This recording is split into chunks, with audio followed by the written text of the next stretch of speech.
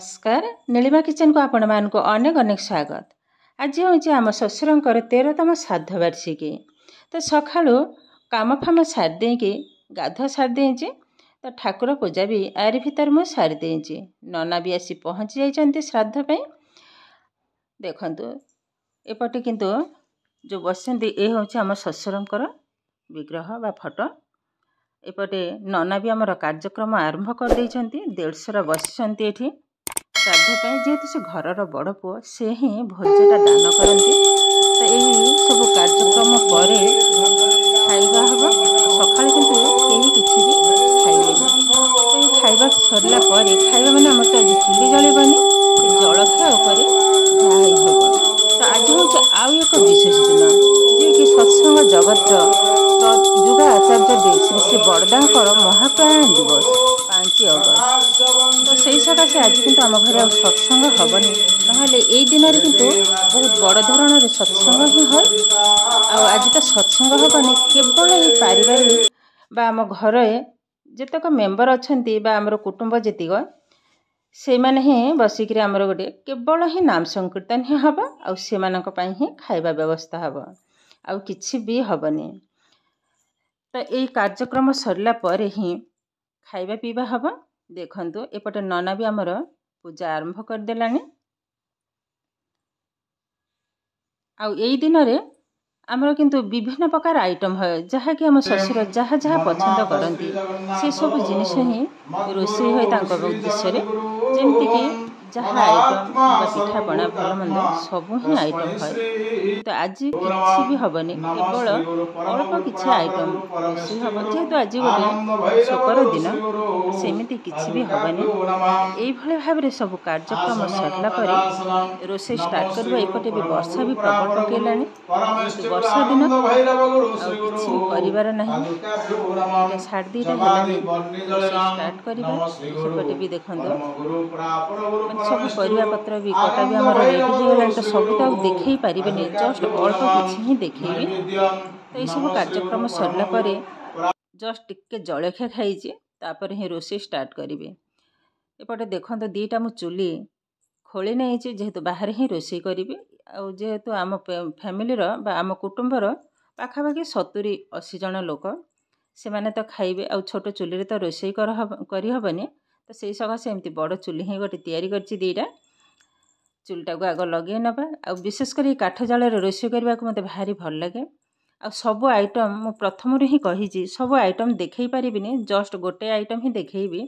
एपटे बसई नहीं पानी जोटा डाली बसैबा पानीटा गरम है डाली पकई नेली तापर परिबा जाक पकई नेबी। आउ एक चुली ऑलरेडी तेल बसई नहीं जो पोटल आलू छाणीबा देखंतु एपटे तो आमर डाली जो बसई थी हांडी रे डाली दे देइछि तापर परे आलू एवं कखारू मध्य पकईबे पकई नेली तेजपत्र सेपटे देखंतु तेलटा गरम हो गलानी आग आलू जाक पकई नेबी तापर डालमा रे किछि परिबा पकईबे।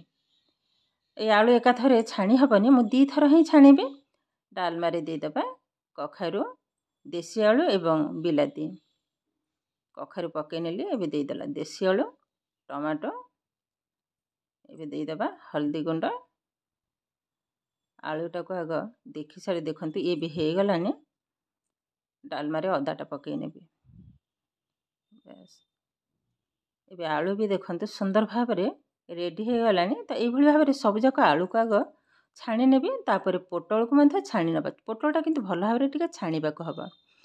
देखंतु आ पकई नहीं आउटा छाणला परे पोटल को पकई नहीं एकाथरे हबनी पाखापाखि 3 थर खंडे हब। एबे डालमा रे दे दबा स्वाद अनुसार लुण पकई नेले एपटे डालमा बसी था पोटल भी आरि भीतर थरे हो गलानी आउ थरे बसई नहीं डालमा भी देखंतु मु खाली जस्ट के देखई दउछि अधारू बेसी हो गलानी आ अल्प समय हबा ये हो सारा पर आपको छुंक मारिदेबा। एपटे देखंतु पोटल भी ये आमर पाखापाखि रेडी हो गलानी थरे तो हो जाइथिला ये भी आमर रेडी हो गलानी। आज केवल ये पोटल आइटमटा ही आपण मान सहित शेयर करिवे।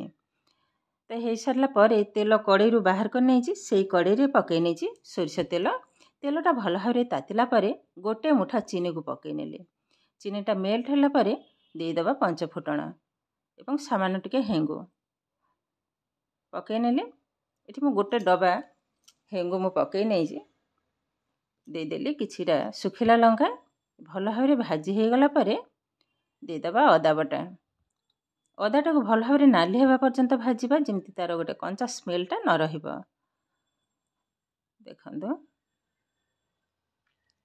भल भाव किंतु अदाटा को भाजवा को हबा एबे देखंतु अदा भजा आमर ऑलरेडी हो गलानी देखंतु एबे आधे देदेबा बिलाती पकई नेली एबे बिलातीटा मेल्ट होगा पर्यंत भल भाव भाजवा एबे देदेबा स्वाद अनुसार लुण ऑलरेडी तो पोटल आलू रे मु लुण गोलेकी रखी केवल झोल ही लुणटा पकई नेली यारी भितर हल्दी एवं लंका पाउडरटा अल्प पकईबी जेहेतु साधा तरकारी बेसी राग हेले भल लगिबानी भल भाव गोले नबा एबे देदेबा करी पाउडर पकई नेले ये 100 ग्राम करी पाउडर पकईले माने ये 5 केजी आलू 5 केजी टमाटो सॉरी तमर पोटल सेमिति रे मसलाटा देखिकी दबाक पड़िबा मसलाटा हो सारा पर देदेली काजू बटा ये मु 100 ग्राम काजू को बाटी नहीं काजू बटा टी पड़े भल लगे एबे देखंतु धीरे धीरे मसला रू तेल छाड़ी आसिलानी बहुत सुंदर भाव में ग्रेवीटा मोर रेडी हो गलानी देखंतु केते सुंदर देखा होची एबे भाजिकी रखिथिबा आलू एवं पोटल को पकई नेबी भल भाव में 2 मिनिट टे कषि नबा तापर गरम पानी ढालिबी ठंडा पानी जमा भी पकईबिनी तो तरकारी टेस्ट आसबनी देखंतु तो यही भाव में सबुजाक आइटम रेडी कर सारी जमीती कि अच्छी आइटम रे कांकड़ भजा बीन्स भजा साग राई पोटल तरकारी डालमा खटा खीरी तो यही सब आइटम ही आज रोषे होबे पानी ढाली नेली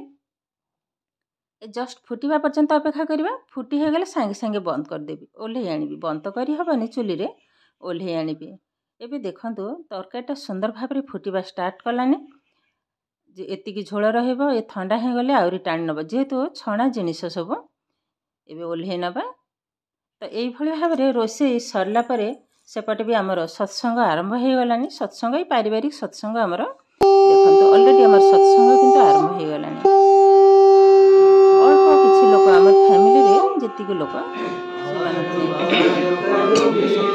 हो गलानी आमर पारिवारिक सत्संग